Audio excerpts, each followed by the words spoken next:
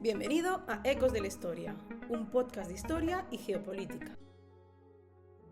Muy buenas a todos, bienvenidos un día más a Ecos de la Historia. Como siempre, hoy estamos el equipo al completo, tenemos a nuestro profesor de referencia, don Álvaro Cortés Oliva. Muy buenas tardes, ¿qué tal? ¿Cómo estás? Un placer, ¿cómo estamos? Aquí ya preparado para lo que haga falta. Genial. Y quien les habla, Andreu Alegre, un historiador en Dinamarca. Y hoy venimos con un podcast súper interesante, un poquito más diferente, porque hoy vamos a hablar de drogas. Y no nos hemos vuelto unos hippies, sino que vamos a hablar de drogas, pero también, obviamente, de historia y de guerra. Estamos hablando de las conocidas como guerras del opio, esas guerras que se dieron en China en el siglo XIX y que involucraron a bastantes actores. Creo que hoy es un tema que descubriremos muchas cosas nuevas, cosas que no sabíamos, y son temas que sí, pasaron hace cientos de años, por ejemplo, pero todavía perduran hoy. Mucha de la realidad que tenemos hoy en día, muchas de las políticas que China está haciendo hoy en día, se arraigan dentro de estas propias guerras. Pero vamos a descubrirlo en unos minutitos. Álvaro, yo creo que lo primero que tendríamos que hacer es una pequeña entrada, ¿no? Una pequeña explicación de qué son estas guerras del opio y por qué se dieron. Pues efectivamente, ¿no? Es lo que tú comentas. Las guerras del opio parece algo muy lejano, pero sin duda aún en la actualidad siguen afectando al marco de la política china. Lo vemos, por ejemplo, ¿no? Con la existencia de ese Hong Kong, con políticas económicas completamente diferentes a las que se practican en la República Popular China. Y como tú muy bien decías, vamos a hablar de drogas, pero también de geopolítica. Por lo tanto, si alguien esperaba, ¿no?, un estudio de campo, o Andreu y yo en alguna situación así calamitosa, extraña, no. ¿De acuerdo? No. Este no es el podcast. Al final del podcast presentaremos pupila para que la gente al vea final que haremos algún anuncio especial. Dicho esto, vamos a hablar de las guerras del opio, las cuales se enmarcan, ¿no?, en sobre todo la primera guerra del opio, en el 1839 a 1842. Se sitúan en un contexto en el cual Gran Bretaña empezó a llevar a cabo un comercio masivo de opio a China, ¿no? Intentando, pues, podríamos decir que la balanza comercial china empezara a ser negativa en beneficio de Gran Bretaña, ¿no? Una tendencia que nunca se había producido y que ellos, a través de esa venta masiva de opio, pues lograron conseguir. En un contexto en el cual, ¿no?, pues el propio emperador chino, ¿no?, Dao Wan, de la dinastía Manchú, la última dinastía china, la dinastía Qing, pues intentó ilegalizar esa entrada de comercio masivo, provocando, ¿no?, pues un enfrentamiento armado entre las dos potencias. Y que también, ¿no?, fue primordial porque marcó el declive de ese gran imperio del medio, no tal y como se conocen los chinos a sí mismos. Dicho esto, vamos a entrar un poquito, ¿no?, a hablar de esos inicios de esta primera guerra del opio, los cuales, ¿no?, pues se sitúan en esa Gran Bretaña de la Revolución Industrial, una Gran Bretaña pues que llevaba a cabo la práctica comercial prácticamente por todo el mundo. Todo el mundo era cliente de Gran Bretaña, excepto, ¿no?, pues esa gran potencia asiática como era China. China durante muchísimo tiempo había estado cerrada al comercio, únicamente se practicaba el comercio en pequeñas factorías situadas en la zona de Cantón, y pues, ¿no?, esos chinos de la zona de Cantón tenían el monopolio del comercio. Durante este tiempo, pues estas prácticas comerciales únicamente se realizaban en el sentido de que Gran Bretaña compraba de manera masiva tanto condimentos, porcelana, seda y té. Té fundamentalmente, un té, ¿no?, que se hacía en China en aquellos momentos y que tenemos datos sorprendentes como aquellos que nos dicen que en 1830 los británicos compraban 360.000 toneladas de té a China. ¿Esto que nos muestra? Pues que en aquellos momentos no era un gran socio comercial China, pero en una situación completamente diferente a la que estaba acostumbrada Gran Bretaña. Es decir, Gran Bretaña no era el vendedor, sino que era el comprador, de una manera masiva. De manera, ¿no?, pues que esa balanza comercial era negativa desde el punto de vista británico. Compraban, pero no vendían nada, debido, ¿no?, pues a ese punto de vista tanto de cerrarse por parte de los chinos. Entonces, ¿no?, pues los británicos, los cuales siempre han sido muy pillos, ¿no? Eso a nadie le sorprende a estas alturas, ¿no? Piratas. La palabra que buscas es piratas. Grandes piratas, gente a veces sin muchos escrúpulos, pues dijeron: oye, nos hemos enterado de que en China, en determinados estamentos de clase alta, toman opio, fuman opio en diferentes ceremonias y tal. Y es algo pues que entre la población gusta.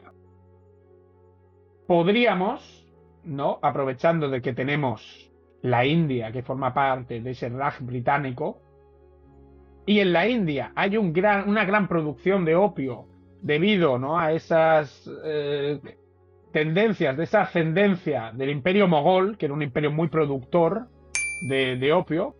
Si producimos, ¿no? de manera masiva opio y comercializamos con China, podríamos cambiar esta tendencia comercial. Y así lo hicieron, ¿no? Creando lo que se conoció en aquellos momentos como un comercio triangular. ¿Y cómo funcionaba este comercio triangular? De la siguiente forma. Los británicos compraban, por parte del Imperio Turco, compraban opio, que también se producía allí, y también producían de manera masiva opio en la zona de la India. Una vez se conseguía estas grandes cantidades, ¿no? de esta sustancia, podríamos decir, totalmente peligrosa debido, ¿no? a esas tendencias que generaba entre la población, pues lo vendemos a esta zona de Cantón, ¿no? De manera que se distribuya por toda China.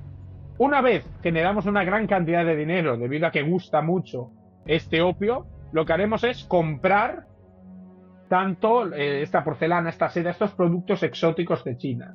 Y una vez hemos comprado estos productos exóticos, lo que haremos es venderlo, ¿no? Esos productos exóticos, esa seda, esos condimentos ST, a Gran Bretaña y al este de los Estados Unidos, generando una gran cantidad de dinero que posteriormente no volveremos a emplear para comprar opio.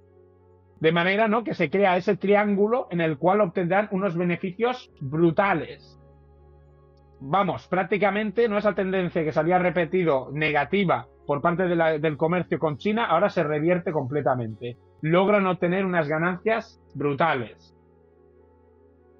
Además, era muchísimo más barato el hecho de comprar la porcelana, la seda, los condimentos a través del opio que a través de la plata con la que se compraba antes. Una plata que escaseaba, además, teniendo en cuenta que se había producido en ese contexto posterior a las guerras napoleónicas, ¿no? En el cual encontramos una Europa pues bastante desvalida, ¿no? En un estado muy, muy precoz, si lo comparamos, ¿no? con otras potencias. Y esto, ¿no? pues provocará que por parte del emperador Tao Wan, ¿no? de la dinastía Qing, diga, esto no puede ser. Tengo buena parte de la población, ¿no? prácticamente yonkis, que han olvidado todas sus tareas del día a día y están aquí dándole al opio. ¿Qué puedo hacer? Pues escribirá una serie de notas a la reina Victoria, ¿no? esa gran monarca del siglo XIX, donde le pedirá que por favor cese esa actividad comercial tan perjudicial para la población china. Claro, ¿cuál será la respuesta de la reina Victoria? Pues simplemente pasará, dirá, oye, si estoy obteniendo aquí un montón de dinero, pues a mí me da igual cómo esté tu población, sinceramente. Eso provocará que por parte de la dinastía Qing se cierren y acaben llevando a cabo una prohibición tajante del comercio de opio, que por parte de los británicos no estará bien visto y que provocará, ¿no? un conflicto armado sobre el cual, ¿no? Andreu, nos va a explicar un poquito de cómo fue, cómo se desarrolló. Cuéntanos. Pues sí, porque la verdad es que tiene una trascendencia brutal en todo lo que es la historia contemporánea china. Muy bien explicado todo lo que comentas del opio. Digamos que las autoridades chinas lo que hicieron cuando vieron ya este problema fue hacer una prohibición. Una prohibición dentro de sus propias leyes, obviamente, sin contar con el beneplácito de los británicos, como tú muy bien decías. O sea, hicieron oídos sordos a ese intento de diplomacia epistolar, vamos a decirlo así, y hicieron una prohibición. La prohibición oficial, por parte de las propias autoridades chinas, se promulgó de manera estricta en la década de 1830 y surgió pues, precisamente como una respuesta al problema que llevaba, pues, como tú bien dices, mucho tiempo ya agravándose dentro de lo que era el seno de la sociedad.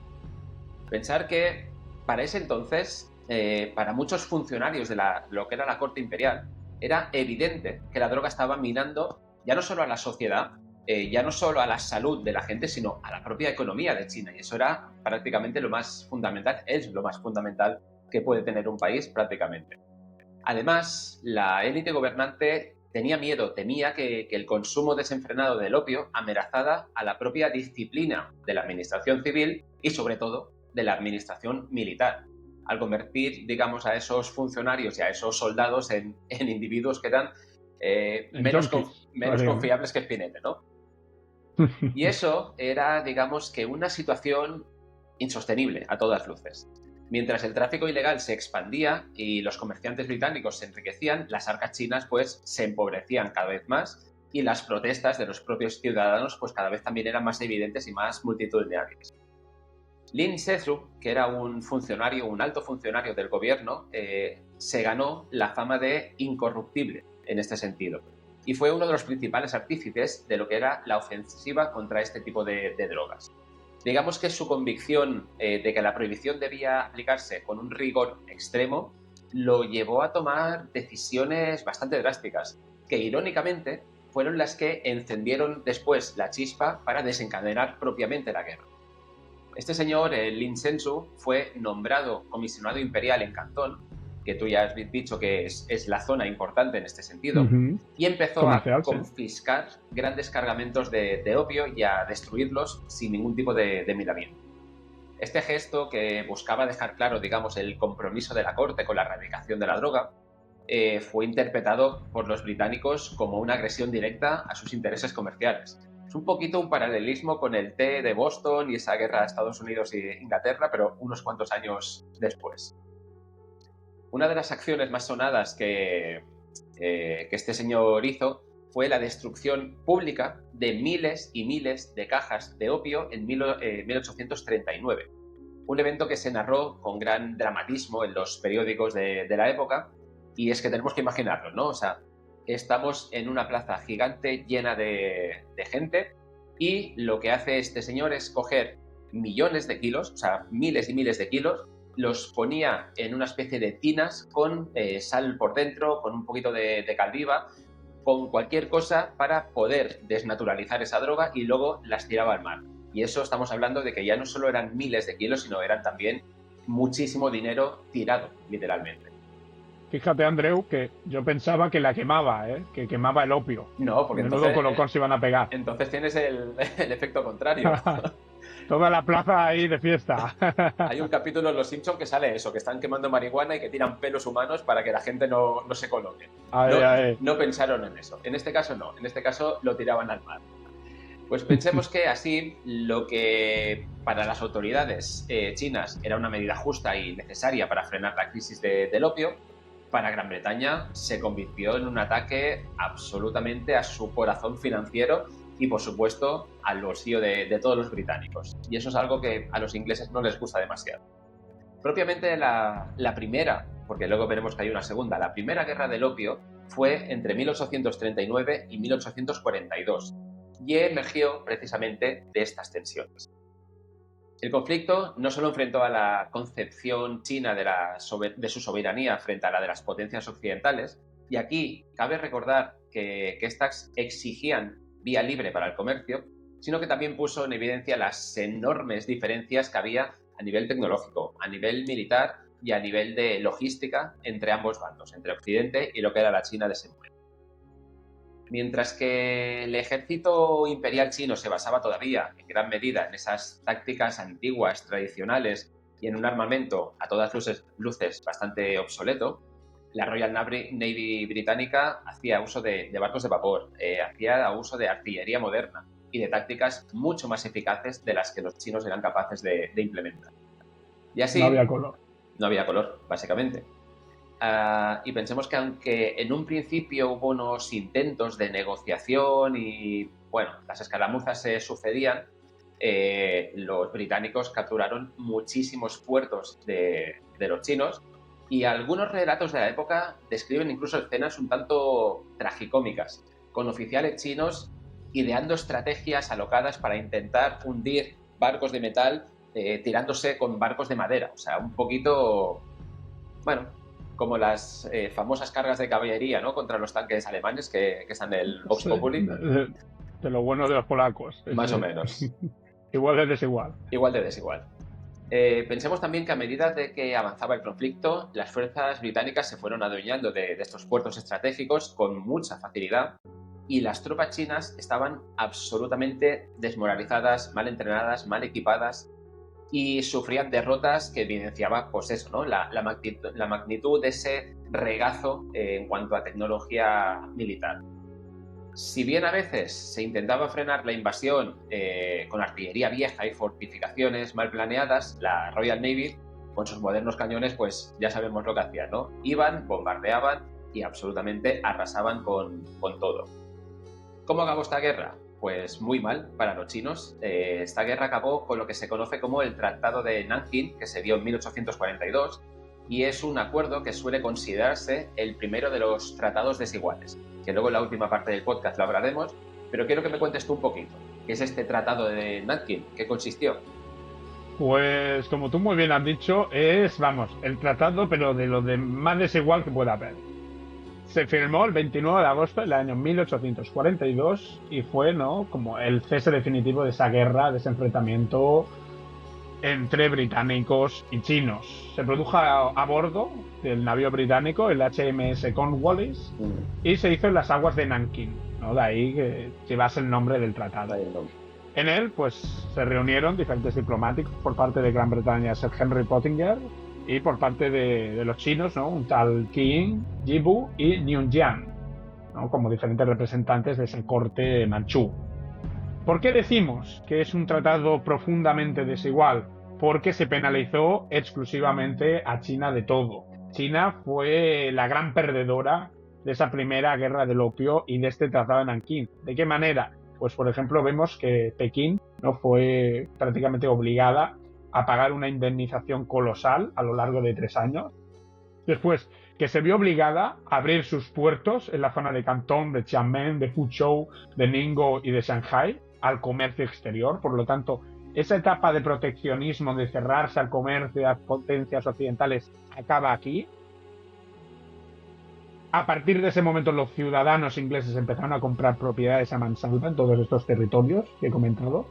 Después, las tasas aduaneras, que antes eran muy elevadas, se redujeron hasta un simbólico 5% en todo el valor de las mercancías extranjeras. Por lo tanto, vemos, ¿no?, que era una ganancia bastante descomunal por parte de los británicos. Y después un tema, ¿no?, pues que resulta muy interesante para que veamos, ¿no?, esa situación tan injusta, que era que se aplicó una inmunidad jurídica a todos los súbditos británicos. Prácticamente podían, ¿no?, hacer lo que quisiesen en territorio chino. Y ya lo que buena parte de la audiencia dirá, ahora lo entiendo todo, y un efecto que aún continúa en nuestros días, lo que decíamos, ¿no?, al inicio de este podcast, que como fruto de este tratado de Nanking del año del 29 de agosto de 1842, la isla de Hong Kong se cedió a Gran Bretaña. Una posesión que duró a lo largo del tiempo y que aún a día de hoy afecta a la política de la República Popular China, ¿no?, viendo, por ejemplo, pues que practican un tipo de economía totalmente diferente y contrapuesta. Y esto, pues, animó a otras potencias occidentales, de las cuales no se habían adentrado en el gigante asiático, a empezar ya a incurrir un poco en la política y en el panorama chino. ¿Qué potencias fueron? Andreu, deslúmbranos. Claro, que es muy conocido, ¿no?, este enfrentamiento entre británicos y chinos, pero el problema de los tratados estos desiguales es lo que vino también después. No solo que les obligaran a firmar en un primer momento unas condiciones muy desventajosas para China, muy ventajosas para los británicos, sino que se abrió la puerta a que todas las potencias relevantes de la época pues quisieran su parte del pastel. Vamos a verlo, si te pareces, y es que al final es lo que decimos, la humillación que significó para el gobierno Qin la firma de este tratado de Nankín cambió totalmente lo que era el equilibrio de poder. Además, dejó la puerta abierta para las potencias occidentales, y aquí hay un pequeño matiz, no solo occidentales, ya la veremos. Pensar que estas potencias pues estaban en esa época de colonialismo, China se repartió un poquito como si fuera la África del momento, y en los años siguientes a esta guerra entre británicos y chinos entraron japoneses, entraron franceses, entraron estadounidenses, entraron rusos, incluso potencias un poquito más tardías como los alemanes, que vieron una oportunidad y aprovecharon la situación para forzar acuerdos desiguales que beneficiaban a sus propios intereses políticos y sobre todo comerciales. Gran parte de estas negociaciones sucedían tras presiones diplomáticas o militares directamente y bajo la amenaza constante de un despliegue de artillería más moderna que la china, y que esto conducían a que las condiciones que iban acumulando fueran absolutamente deplorables. A pesar de que las autoridades Qin sí que buscaron puntualmente salvaguardar un poco su soberanía, especialmente el poder real de su armada y de su ejército, era básicamente cada vez más limitado. Cada vez había más desigualdad, precisamente porque estas condiciones económicas habían desvirtuado o habían imposibilitado que se hiciera una modernización real del ejército, que es lo que a lo mejor les hubiera ayudado en ese momento a tener más poder de negociación con el resto de potencias. De ese modo, en algunas ciudades portuarias, las zonas de concesión extranjera llegaron a parecer auténticas, podríamos decir enclaves europeos, pero es que parecían ciudades directamente sacadas de Europa y puestas en esta costa china. ¿Por qué decimos esto? Porque, como tú muy bien has dicho, habían zonas con sus propios tribunales, sus propias leyes y sus propias fuerzas de seguridad, su propia policía. Irónicamente, en esas áreas era muy habitual, por ejemplo, encontrar cantinas que despachaban precisamente el opio en las mismas narices de los funcionarios chinos, sin que estos pudieran hacer nada porque no tenían jurisdicción, aun siendo un territorio propiamente suyo.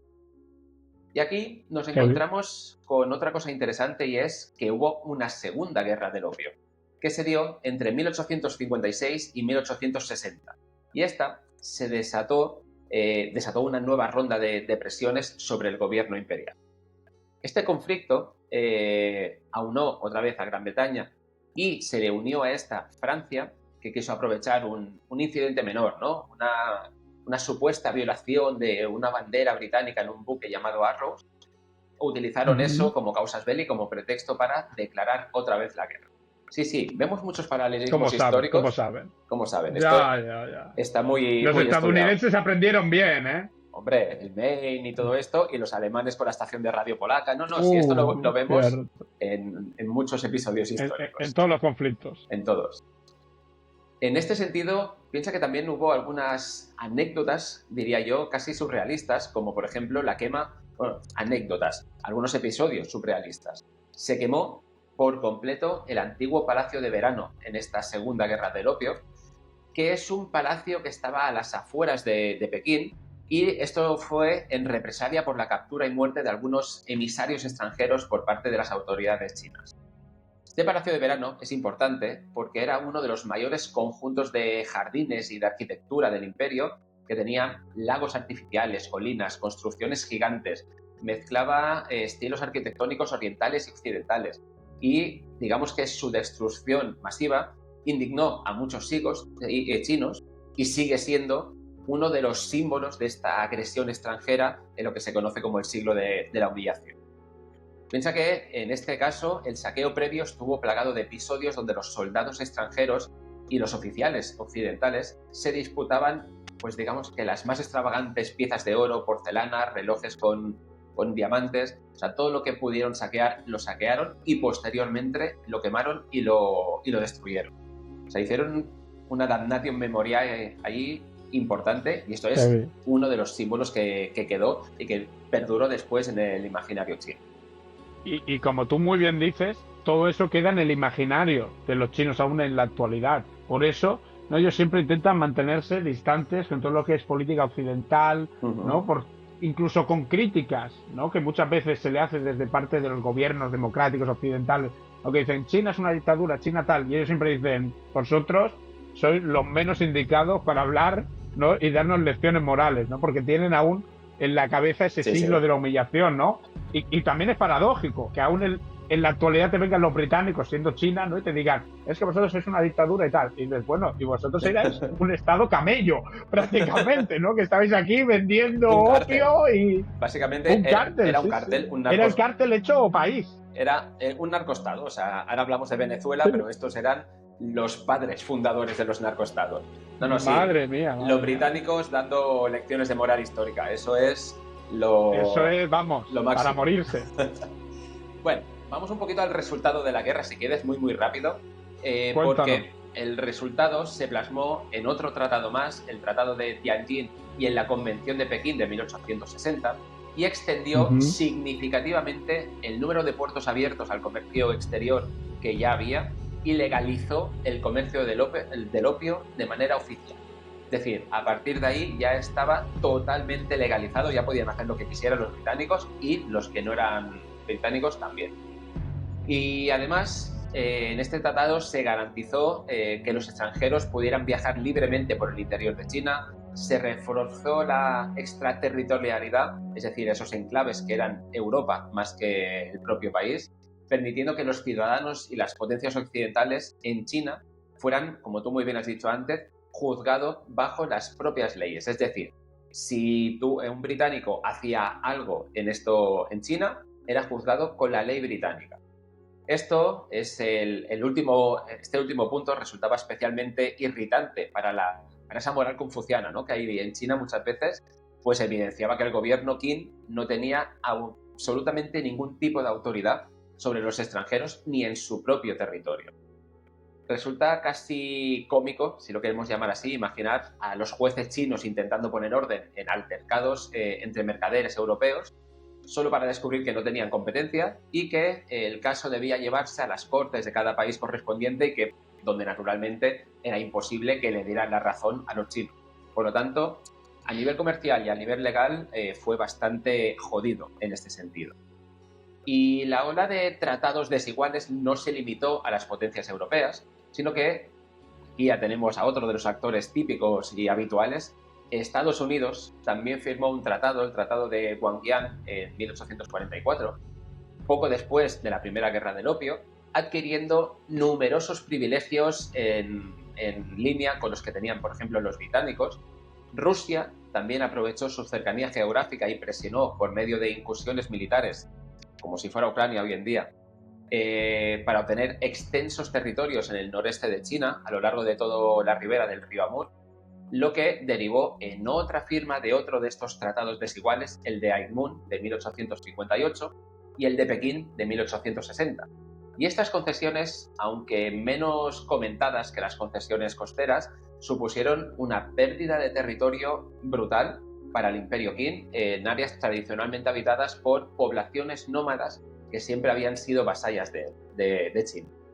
Además, la presencia rusa al norte presentó una nueva amenaza, ya que sumaba a la amenaza militar que daban británicos y franceses por el litoral y por el sureste. Y tampoco puede ignorarse el crecimiento y el protagonismo de Japón, que tras su proceso de modernización, la época Meiji, pasó de ser un país casi aislado a transformarse en una potencia imperialista capaz de medirse con el gigante chino.